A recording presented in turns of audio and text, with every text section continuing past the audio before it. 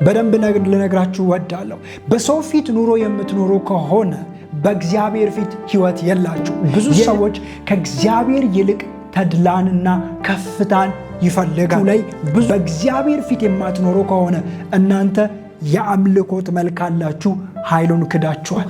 በእውነት ፍቅር መዋደድና መውደድ፣ በእውነት ፍቅር እግዚአብሔርን መውደድ። አለልኝ አባቴ አለልኝ ጌታዬ ዘመን የማይሽረው።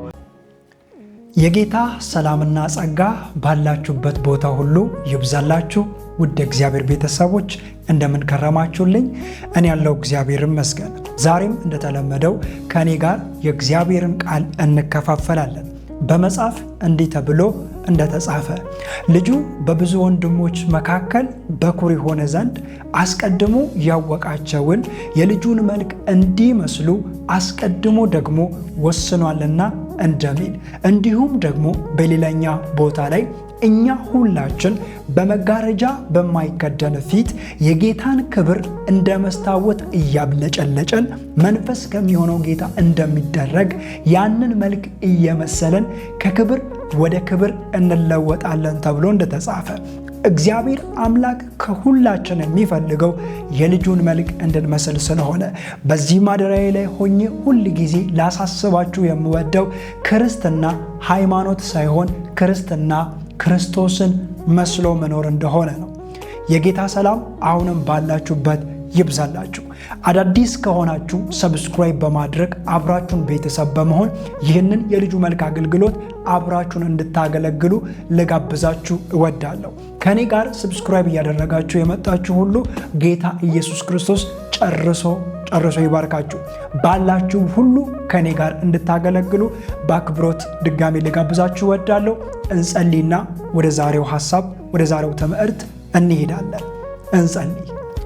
እግዚአብሔር አባቴና አምላኬ ሆይ በናዝሬቱ በጌታ በኢየሱስ ክርስቶስ ስምና ስልጣን ክብር ሁሉ ላንተ ይሁን። አባ አንተ አምላክ ነህና ተባረክ፣ ንጉሥ ነህና ተባረክ። እግዚአብሔር አባቴና አምላኬ ሆይ እንዳንተ ያለ የለም አይኖርምና ስምህ ከፍ በል። አሁን የምናደርገው ሁሉ ለስምህ ክብር ይሁን። ወንድሞቼን ባርክ፣ እህቶቼን ባርክ። እግዚአብሔር አባቴና አምላኬ ሆይ አባቶቼን ባርክ። ከኔ ጋር ቁጭ ብለው ቃልን ለመስማት የተዘጋጁትን ሁሉ በኢየሱስ ክርስቶስም እንድትባረካቸው እጸልያለሁ። መንፈስ በሁሉ ነገር ይርዳን። እናመሰግናለን። በናዝሬቱ በጌታ በኢየሱስ ስም አሜን። የጌታ ሰላም ባላችሁበት በድጋሚ አሁንም ይብዛላችሁ። ዛሬ የምንማረው የእግዚአብሔር ቃል ትምህርት እንዲህ የሚል ነው። የአምልኮት መልክ አላቸው፣ ኃይሉን ግን ክደዋል፣ ከእነርሱ ደግሞ ሽሽ የሚል ቃል ነው።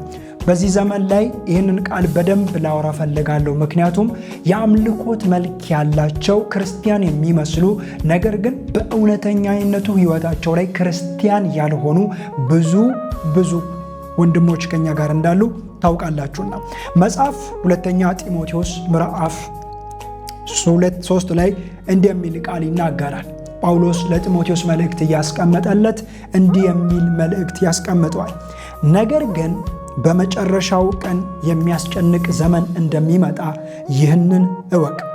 ሰዎች ራሳቸውን የሚወዱ ይሆናሉና፣ ገንዘብን የሚወዱ፣ ትምክህተኞች፣ ትዕቢተኞች፣ ተሳዳቢዎች፣ ለወላጆቻቸው የማይታዘዙ፣ የማያመሰግኑ፣ ቅድስና የሌላቸው፣ ፍቅር የሌላቸው፣ እርቅን የማይሰሙ፣ ሐሜተኞች፣ ራሳቸውን የማይገዙ፣ ጨካኞች፣ መልካም የሆነውን የማይወዱ፣ ከዳተኞች፣ ችኩሎች፣ በትዕቢት የተነፉ፣ ከእግዚአብሔር ይልቅ ተድላን የሚወዱ ይሆናሉ። የአምልኮት መልክ አላቸው፣ ኃይሉን ግን ክደዋል፣ ከእነዚህ ደግሞ ራቅ የሚል መልእክት ያስቀምጠዋል።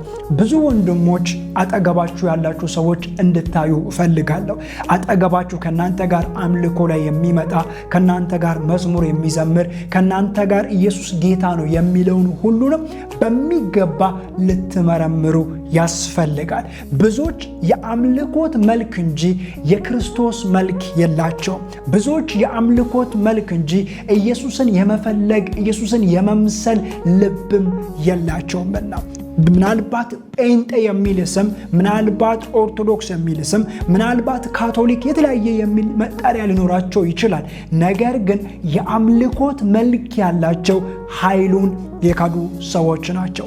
እግዚአብሔር አምላክ ሁላችንንም የምፈልገው የአምልኮት መልክ ይዘን እንድንቀጥል አይደለም። የአምልኮት መልክ ይዘን እንድንገባ እንድንወጣ አይደለም። እግዚአብሔር ከሁላችን የሚፈልገው መንፈሳዊ መልክ የልጁን መልክ እንድንመስል ነው። በዚህ ዘመን ቅድም እንደነገርኳችሁ ብዙ ሰዎች ከዳተኞች ናቸው። ብዙ ሰዎች ቅድስና የላቸውም። ብዙ ሰዎች ከእግዚአብሔር ይልቅ ተድላንና ከፍታን ይፈልጋሉ። ብዙ ሰዎች ምናልባት እየዘመሩ፣ ምናልባት እየሰበኩ፣ ምናልባት መንፈሳዊ እንቅስቃሴ እናረጋለን ክርስቲያኖችንን የሚል ስም ይዘው ምናልባት እንደዚህ የሚያደርጉ ሰዎች ልታገኙ ትችላላችሁ። እግዚአብሔርን እንደ እግዚአብሔርነቱ መጠን፣ እግዚአብሔርን እንደ እግዚአብሔርነቱ ደረጃ፣ እግዚአብሔርን እንደ እግዚአብሔርነቱ ኃይል መጠን የማያከብሩ የማይፈሩ እነዚህ ሰዎች ናቸውና እናንተ ግን ከእነርሱ ራቁ። እናንተ ግን ከነዚህ ሰዎች ተለዩ። ሲጨርስ ቅድም እንደነገርኳችሁ አንተ ግን ከእነርሱ ሽሽ። እግዚአብሔር የሚፈልገው እንደዚህ አይነት ባህሪ አይደለም። እግዚአብሔር የሚፈልገው እንደዚህ አይነት አስተሳሰብ አይደለም።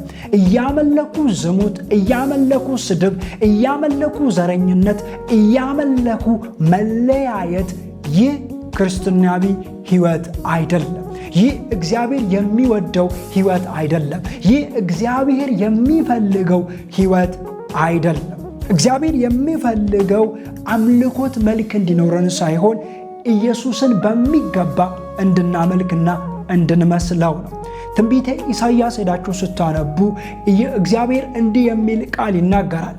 ይህ ሕዝብ በሰው ሥርዓት በሆነ መንገድ ያስተምረኛል፣ ያመልከኛል አለና ልቡ ግን ከኔ በጣም የራቀ ነው ይላል።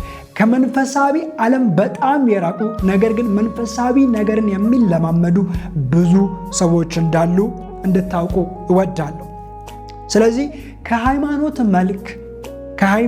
መልክ ወደ መንፈሳዊ መልክ ኦርም ወደ ኢየሱስ ክርስቶስ መልክ እንዴት እንምጣ? ከሃይማኖት መልክ ወደ ኢየሱስ ክርስቶስ መልክ እንዴት እንምጣ? ቅድም እንደነገርኳችሁ ብዙዎቻችሁ ራሳችሁን ልትፈትሹ፣ ራሳችሁን ልትመረምሩ፣ ራሳችሁን ልታዩ ይገባል። አጠገባችሁ ያለ የሚያስተምራችሁ፣ የሚሰብካችሁ፣ ከእናንተ ጋር ሆኖ የሚዘምረው እውነተኛ መንፈሳዊ መልክ አለው? እውነተኛ ኢየሱስን የመምሰል መልክ አለው? ከአምልኮት መልክ የወጣ ነው? ትክክለኛ የሆነ አምልኮ የሚያደርግ ነው?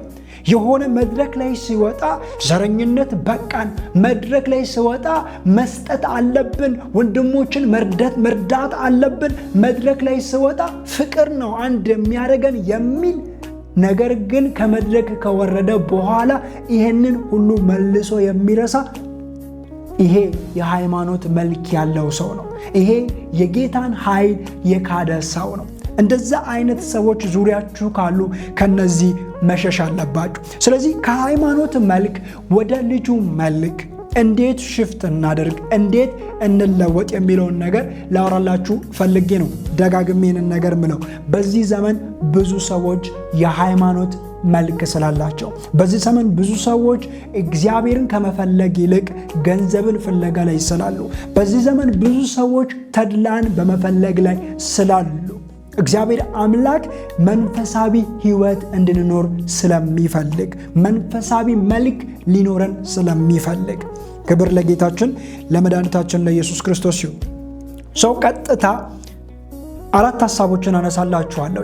ከአምልኮት መልክ ወደ ልጁ መልክ ወይንም መንፈሳዊ መልክ ሽፍት እናደርግ የሚያደርገን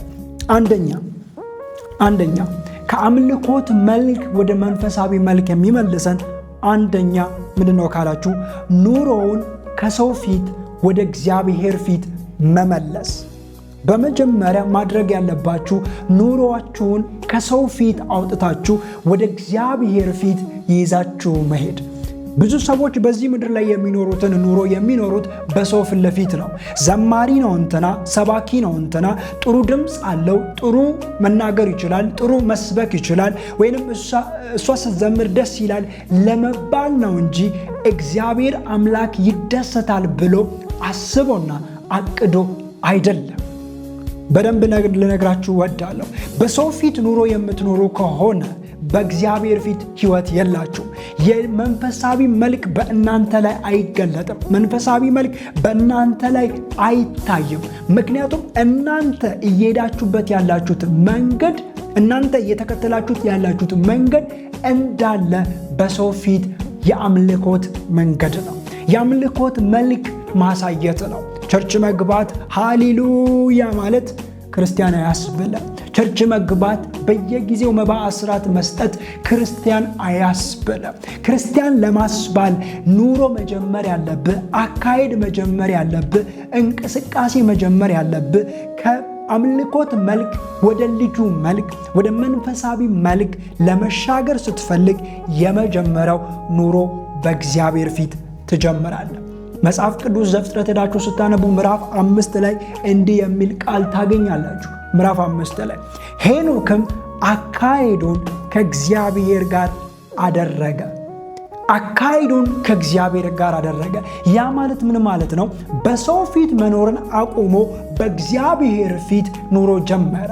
በሰው ፊት መናገርን ያ ማለት ከሰው ጋር መውጣት መግባት አቆመ ማለት አይደለም። ነገር ግን የሚኖረው ሰዎች ምን ይሉኛል ብሎ ሳይሆን ጌታ ምን ይለኛል ብሎ ስለሆነ ቅድም ያነበብኩላችሁ ቦታ በደንብ ስታነቡ እንዲህ ይሆናሉ ብሎ ነው የሚናገረው። እንዲህ ትዕቢተኞች፣ ትምክህተኞች ከእግዚአብሔር ይልቅ እግዚአብሔርን ከማስቀደም ይልቅ እግዚአብሔርን ከመፍራት ይልቅ እግዚአብሔር ያለበት ነው የሌለበት ጉዳይ ነው ብሎ ከማለት ይልቅ እግዚአብሔርን ከመከተል ይልቅ ተድላን የሚወዱ እግዚአብሔር ፊት ሳይሆን በራሳቸው ፊት በሰዎች ፊት ኑሮን የሚኖሩ ምን አገባን የሚሉ ትዕቢተኞች፣ ትምክህተኞች ይሆናሉ ይለናልና በእግዚአብሔር ፊት ኑሮ መኖር ሲጀመር፣ አካሄዱን ከእግዚአብሔር ፊት ማድረግ ሲጀመር እግዚአብሔር አምላክ የሚከብርበት ወይንም መንፈሳዊ መልክ የሚባልበት ወደ ልጁ መልክ የምንሻገርበት ሕይወት መኖር እንጀምራለንና ስለዚህ ከአምልኮት መልክ ቀጥታ ወደ ልጁ መልክ ሽፍት ማድረግ ያለብን ትልቁና ትልቁ ነገር ይህ ስለሆነ ምንድነው ሲባል ኑሯችንን ከሰው ፊት ለፊት ወደ እግዚአብሔር ፊት ለፊት ማምጣት። ከሰው ፊት ለፊት ወደ እግዚአብሔር ፊት ለፊት ማምጣት። እንደምታውቁት ኢየሱስ ክርስቶስ በማቴዎስ ወንጌል ምዕራፍ 6 ላይ እንዲህ የሚል ቃል ይናገረናል። ለደቀ መዛሙርቱ እያሳሰበ እንዲህ የሚል ቃል ያወራላቸዋል። እንዲህ ይላል፣ ለሰዎች ትታዩ ዘንድ 6:1 ላይ ለሰዎች ትታዩ ዘንድ ምጽዋታችሁን በፊታችሁ እንዳታደርጉ ተጠንቀቁ፣ አለዚያ በሰማይ ባለው አባታችሁ ዘንድ ዋጋ የላችሁ። እንግዲህ ምጽዋት ስታደርጉ ግብዞች በሰዎች ዘንድ ሊከበሩ በምኩራብና በመንገድ እንደሚያደርጉ በፊት መለከት አታስነፋ። እውነት እላችኋለሁ ዋጋቸውን ተቀብለዋልና። ቁጥር 4 አንተ ግን ምጽዋት ስታደርግ ምጽዋትን በስውር እንዲሆን ቀኝ የምትሰራውን ግራ አትወቅ፣ በስውር የሚያይ አምላክ በግልጥ ይከፍልሃልና ብሎ ይናገራልና። መንፈሳዊ ሕይወት መኖር ከአምልኮት መልክ ወደ ልጁ መልክ መሻገር ከፈለጋችሁ፣ ከአምልኮት መልክ ወደ መንፈሳዊ መልክ መሻገር ከፈለጋችሁ ደጋግሜ እነግራችኋለሁ፣ ኑሮ በሰው ፊት ለፊት አቁሙ። ፓስተር ያየኛል፣ የሰፈሬ ሰው ያየኛል፣ ወንጌላዊ ያየኛል፣ የማውቃቸው ሰዎች ያዩኛል የምትሉ ነገር ግን እነሱ በሌሉበት እግዚአብሔር እንደሚያያችሁ አውቃችሁ የማትኖሩ፣ እግዚአብሔር እንደማያችሁ አውቃችሁ የማትተገብሩ ከሆነ እናንተ ተበልታችኋል። ኑሮ እየኖራችሁ ያላችሁት በሰው ፊት ለፊት ነው። ፓስተር አየ አላየ የሚጨምርላችሁ አንድ ሳንቲም የለም። ፓስተር አየ አላየ ቢያንስ የሚከለክላችሁ 1 ወር 2 ወር 3 ወር የቤተ ክርስቲያን አገልግሎት ነው። በፈለገ ኃጢአት ውስጥ ብትወርቁ የ1 ዓመት የ2 ዓመት የቤተ ክርስቲያን አገልግሎት ነው። ነገር ግን እርግጠኛ ነኝ እግዚአብሔር አየኝና አላየኝ በእግዚአብሔር ፊት መኖር ስታቆሙ የምታጡት የዘላለማችሁን ነው። በዘላለም ላይ አትቀልዱ። ከነዚህ ሰዎች ሽሹ። ከማን ሰዎች? ያምልኮ መልክ ካላቸው ሰዎች፣ ያምልኮትን መልክ ካላቸው ዕለት ዕለት እየተማሩ ሊለወጡ የማይችሉ ሰዎች፣ ዕለት ዕለት እየሰሙ መቀየር የማይፈልጉ ሰዎች፣ ከነዛ ሰዎች ሽሹ። ቅድም ያነበብኩላችሁ ቦታ 2 ጢሞቴዎስ 3 ላይ ወደ ታች ስታነቡ 6 አካባቢ ዕለት ዕለት እየተማሩ ወደ እውነት የማይመጡትን ሴቶችን ያሳስታሉ እንዳለ፣ ይሄ ለሴቶች ብቻ አይደለም ለወንዶችም ጭምር ስለሆነ በእያንዳንዱ እንቅስቃሴያችሁ በእያንዳንዱ መውጣት መግባታችሁ ላይ በእግዚአብሔር ፊት የማትኖሩ ከሆነ እናንተ የአምልኮት መልክ አላችሁ፣ ኃይሉን ክዳችኋል። እናንተ የአምልኮት መልክ አላችሁ፣ ኃይሉን ክዳችኋል። ስለዚህ በሚገባ ለመኖር ምን ማድረግ አለባችሁ? ኑሮን ከሰው ፊት ለፊት መንፈሳዊ መልክ ለመምሰል ከሰው ፊት ለፊት ወደ እግዚአብሔር ፊት ለፊት ይዛችሁ መምጣት አለባችሁ። ከሰው ፊት ለፊት ሰው ምን ይለኛል፣ እንትና ምን ይለኛል፣ እነንትና ምን ይሉኛል ከሚለው አልፋችሁ በእግዚአብሔር ፊት እግዚአብሔር ምን ይለኛል ወደሚለው መምጣት አለባችሁ። ሁለተኛው ከእንደዛ አይነት ሰዎች መራቅ አለባችሁ። ከምን አይነት ሰዎች ሲባል ቅድም ዘርዝሬዋለሁ፣ ደግሜ አወራላችኋለሁ። 2 ጢሞቴዎስ ምዕራፍ 3 ላይ ቅድም ያነበብኩላችሁ ቦታ ምን አይነት ሰዎች ሲባሉ ቅድስና የሌላቸው፣ ፍቅር የሌላቸው፣ እርቅን የማይሰሙ፣ ሐሜተኞች፣ ራሳቸውን የማይገዙ፣ ጨካኞች፣ መልካም የሆነውን ከማይወዱ፣ ከዳተኞች፣ ችኩሎች፣ ትዕቢተኞች፣ በትዕቢት የተነፉ ሰዎች፣ ከእግዚአብሔር ይልቅ ተድላን ከሚፈልጉ ሰዎች በመሸሽ ወደ መንፈሳዊ መልክ መምጣት ትችላላችሁ። ዘፍጥረት ምዕራፍ 39 እንደምታውቁት ዮሴፍ ልብሱን አውልቆ ሸሸ የሚል ቃል ታገኛላችሁ። ልብሱን ለሷ ጥሎ ሸሸ የሚል ቃል ታገኛላችሁ። ምክንያቱም ዮሴፍ ኑሮን የጀመረው በሰው ፊት አይደለም። ዮሴፍ ኑሮን የጀመረው በእግዚአብሔር ፊት ነው። ዮሴፍ ኑሮን የቀጠለው በእግዚአብሔር ፊት ስለሆነ ሴትዮዋ እንዲህ አለችው፣ ዮሴፍ አለችው፣ እና አብረን እንተኛ። አሁን ጊዜው ምቹ ነው፣ የሚያዩን ሰዎች የሉ፣ ንጉሱም እዚህ ቤት የለም፣ ባሪያዎችም ወደ ውጭ እንዲወጡ አርጊያቸዋለሁ። ዛሬ ምርጥ ጊዜ ነው ብላ ስትለው እንዲህ አለ፣ አንቺን የሚያይ ላይኖር ይችላል፣ እኔን የሚያይ ግን አለ፣ ሰማይና ምድርን የፈጠረ የሚያየኝ አለ ብሎ ልብሱን በሷ ላይ ጥሎ ሸሸ ይላል። ህብረት አታድርጉ ወንድሞቼ። ዕለት ዕለት እየሰሙ አውቃለሁ እኮ መጽሐፍ እንደዚህ እንደሚል፣ አውቃለሁ እኮ ክርስትና እንደዚህ እንደሚል፣ ግን ይከብዳል አይደለ፣ እኔ ተዋለሁ ብዬ አቃተኝ ምናምን እያሉ ኃጢአትን ከሚደጋግሙ፣ እግዚአብሔርን አለመፍራት ከሚደጋግሙ ሰዎች ሽሹ። የሚያበሏቸው እንኳን ቢሆን ሽሹ። ምክንያቱም የዘላለማችሁን ያስጥሏቸዋል፣ የዘላለማችሁን ያሳጠዋቸዋል። ለዮሴፍ ምቹ ሰዓት ነው፣ ምቹ ጊዜ ነው። ቢበላ ቢተኛ እንደውም የክብር ጊዜ ነው ለዮሴፍ። የንጉሱ ምስት ነው የምትንከባከበው። ማንም ሳያውቅ በየጊዜው አብሮ የመተኛት እድል ይኖረው ነበር ዮሴፍ። ነገር ግን ጥሎ ሸሸ እንደሚለው ጥላችሁ ልትሸሹ ይገባል። ወደ ልጁ መልክ፣ ወደ እውነተኛ የአምልኮ መልክ፣ እውነተኛ መንፈሳዊ ህይወት እንዲኖራችሁ ከፈለጋችሁ፣ የአምልኮት መልክ አላቸው ኃይሉን ክደዋል ከተባሉት መራቅ ከፈለጋችሁ፣ እመኑኝ ጴንጤ መሆን ማንንም አያድንም። መካነ ኢየሱስ፣ ሙሉ ወንጌል፣ ጀሆቫ፣ ካቶሊክ፣ የተለያየ ቤተ ክርስቲያን መግባት ማንንም አያድንም፣ አድኖም አያውቅም። ደግሜ ላለው አድኖም አያውቅም። ነገር ግን መንፈሳዊ መልክ፣ የልጁን መልክ መምሰል ሁል ጊዜ ያተርፋችኋል፣ ሁል ጊዜ ያድናችኋል፣ ሁል ጊዜ እንድታመልጡ ያደርጋችኋልና። ስለዚህ ከነዛ ሰዎች ሽሹ፣ ከነዛ ሰዎች ሽሹ። ጽድቅን የማያውቁ ቅድስናን ከማያውቁ ሰዎች ሽሹ። መዝሙረ ዳዊት ምዕራፍ 1 ከቁጥር 1 እንደሚል ቃል አለ፣ ምስጉን ነው አለ በክፎች ምክር ያልሄደ፣ በኃጢአተኞች ወንበር ያልተቀመጠ። ምስጉን ነው፣ በእግዚአብሔር ሕግ ግን ደስ ይለዋል።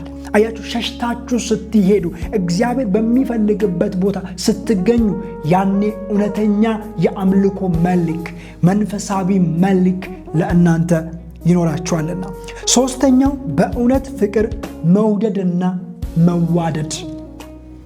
እውነተኛ መንፈሳዊ መልክ እንዲኖራችሁ የሚያደርገው፣ እውነተኛ የልጁ መልክ እንዲኖራችሁ የሚያደርገው ሶስተኛው በእውነት ፍቅር መዋደድና መውደድ። በእውነት ፍቅር እግዚአብሔርን መውደድ። ዘዳግም ምዕራፍ 6 እንዲህ የሚል ቃል አለ፣ እግዚአብሔር አምላክን በፍጹም ልብ፣ በፍጹም ነፍስ፣ በፍጹም ኃይል ውደድ። መውደድ፣ በሚገባ እግዚአብሔርን መውደድ፣ በሚገባ እግዚአብሔርን ማክበር፣ በሚገባ እግዚአብሔርን መፍራት፣ በሚገባ በእግዚአብሔር ሕይወት ውስጥ መውጣትና መግባት። ይህንን ሕይወት የማትኖሩ ከሆነ እርግጠኛው እነግራችኋለሁ፣ ደግሜ ደጋግሜ እነግራችኋለሁ፣ በቸርች በኩል የጋነምን መንገድ እያዘጋጃችሁ ነው እንጂ ወደ ዘላለም ሕይወት አይደለም። በቸርች በኩል ጋነም መሄድ ይቻላል? አዎ ይቻላል። በቤተ ክርስቲያን በኩል ጋነም መሄድ ይቻላል? አዎ ይቻላል። ደግሜ እላለሁ፣ በደንብ ይቻላል። ነገር ግን ለማምለጥ ከፈለጋችሁ፣ ለመዳን ከፈለጋችሁ እውነተኛ መልክ ሊኖራችሁ ይገባል። የመንፈሳዊ ሕይወት መልክ ሊኖራችሁ ይገባል። የልጁ መልክ ሊኖራችሁ ይገባል። በእውነት ፍቅር እግዚአብሔርን መውደድ፣ በእውነት ፍቅር እግዚአብሔርን መውደድ። መጽሐፍ ላይ እንደምታውቁት ሚልክያስ ሄዳችሁ ስታነቡ አባት ከሆንኩ ክብሬ የት አለ? ጌታስ ከሆንኩ መፈራቴ ከወዴት አለ ብሎ እግዚአብሔር ይጠይቃልና። አባት ትሉታላችሁ እግዚአብሔርን፣ ነገር ግን አታከብሩትም። ጌታ ትሉታላችሁ እግዚአብሔርን፣ ነገር ግን አትፈሩትም። ሰውን ነው የምትፈሩት። ፓስተርን ነው የምትፈሩት። ወንጌላዊን ነው የምትፈሩት። የሆኑ ሰዎችን ነው የምትፈሩት እንጂ እግዚአብሔርን አትፈሩትም። እንደዚህ አይነት መልክ ይዘ የዘላለም ሕይወት አትጠብቅ። የዘላለም ሕይወት ያለው የልጁን መልክ በመምሰል ነው፣ እውነተኛ መንፈሳዊ ሕይወት በመኖር ስለሆነ። ስለዚህ አንደኛ ዮሐንስ መልእክት ላይ በእውነት እግዚአብሔርን መውደድና እርስ በርስ መዋደድ የሚለውን ቃል ሊጠቅስላችሁ ፈልጌ ነው። አንደኛ ዮሐንስ መልእክት ምዕራፍ 4 ከቁጥር 20 ላይ እንደሚል ቃል አለ። እግዚአብሔርን ማንም ይላል፣ ማንም እግዚአብሔርን እወዳለሁ እያለ ወንድሙን ቢጠላ ሐሰተኛ ነው። ያየውን ወንድሙን የማይወድ ያላየውን እግዚአብሔርን እንዴት ሊወድ ይችላል? በዚህ ጊዜ በእውነት እንዋደዳለን ወይ? በዚህ ጊዜ ክርስቲያን ከክርስቲያኑ ጋር የእውነት የፍቅር ልብ አለን ወይ? ይህንን በንግግር እንድትነግሩኝ አልፈልግም። ሮቢ እወድሃለሁ፣ ሮቢ አልፈልግም ከማንም። በተግባር በስራ በኑሮ የሚደረግ ፍቅር አለን ወይ? ከሐሜት የወጣ ከስድብ የወጣ እሱ ዞር እንዳለ ያንን ሰው ከማማትና ያንን ሰው የሆነ ነገር ከማለት የወጣ እውነተኛ የክርስትና መልክ አለን ወይ? ፍቅር አለን ወይ? ወንድሙን የማይወድ እሱ ነፍሰ ገዳይ ነው ተብሏልና።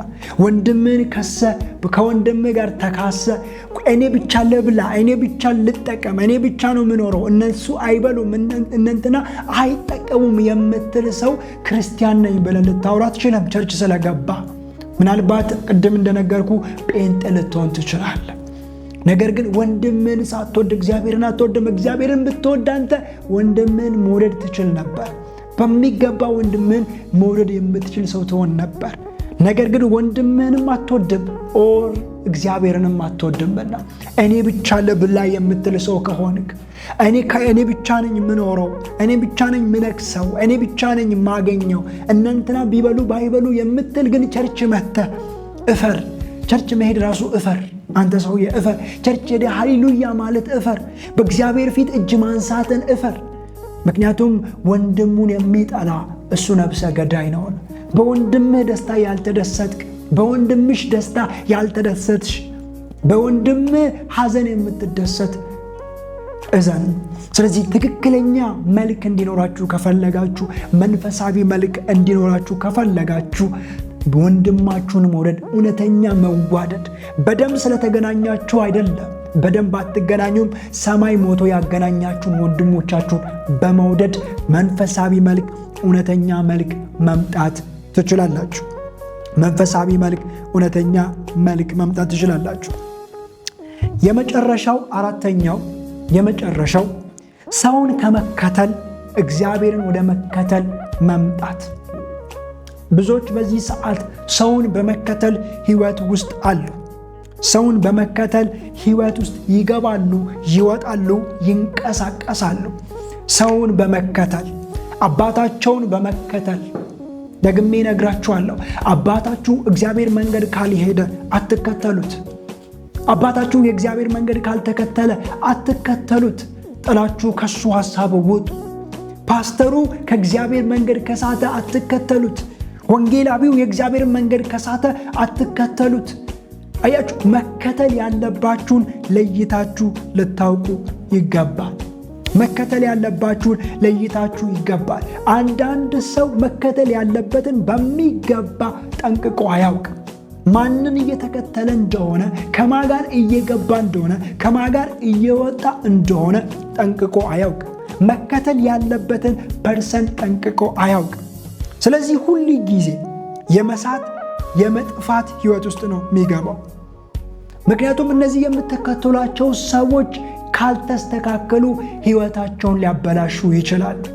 ስለምትከተሏቸው ሰዎች ጠንቅቃችሁ ልታውቁና ልትረዱ ይገባቸዋል።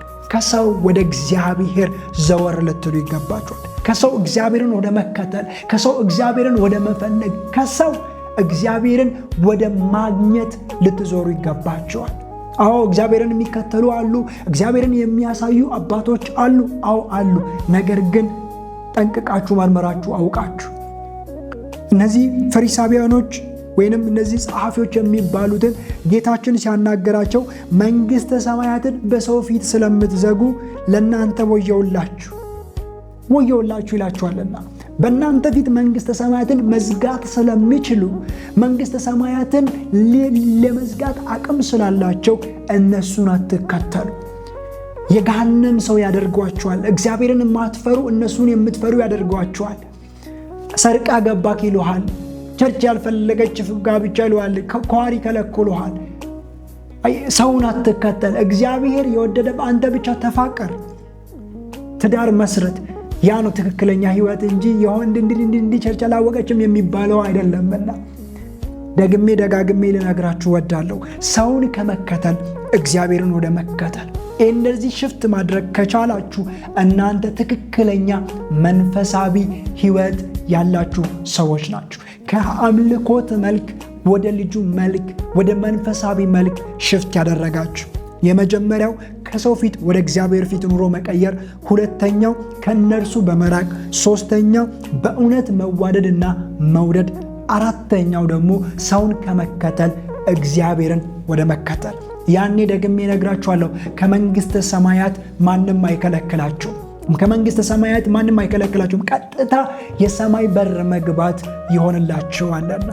ጌታ ኢየሱስ ይባርካችሁ። ባላችሁ ነገር አሁንም አግዙ፣ አብራችሁን አገልግሉ። በገንዘብ አብረን እናገለግላለን የምትሉ ለእናንተም ጥሬን ማቅረብ እፈልጋለሁ። ይህ አገልግሎት ገና ነው የጀመረው፣ እየቀጠለ ይሄዳል። አብራችሁን ሁኑ ማለት እወዳለሁ። ጌታ ኢየሱስ ይባርካችሁ። እንጸልይና እንጨርሳለን። እግዚአብሔር አባቴና አምላኬ ሆይ በናዝረቱ በጌታ በኢየሱስ ክርስቶስ ስምና ስልጣን ክብር ሁሉ ላንተ ይሁን። አባ በኢየሱስ ክርስቶስ ስም እናመሰግናለን። ስለሰጠን ቃል ተባረክ። ስለተናገርከን ክብር ሁሉ ላንተ ይሁን። አሁን ጸልያለሁ። እግዚአብሔር አባትና አምላክ ሆይ ወንድሞቼን ፈውስ፣ እህቶቼን ፈውስ። የትኛውም አይነት በሽታ ከህይወታቸው ላይ የተነሳ ይሁን አባ አሜን ብለው ከኔ ጋር ለሚጸልይ በኢየሱስ ክርስቶስም በሽታ ከህይወቱ ከዘመኑ የተነሳ ይሁን። ያንተ እጅ ከሁላችን ጋር ይሁን። እግዚአብሔር አባትና አምላክ ሆይ በቃለ ድጋሜ ደጋግመ አጽናናቸው፣ መንፈሳቸው የታደሰ ይሁን። እወድሃለሁ፣ እንወድሃለን። በኢየሱስ ስም አሜን። ጌታ ኢየሱስ ይባርካችሁ።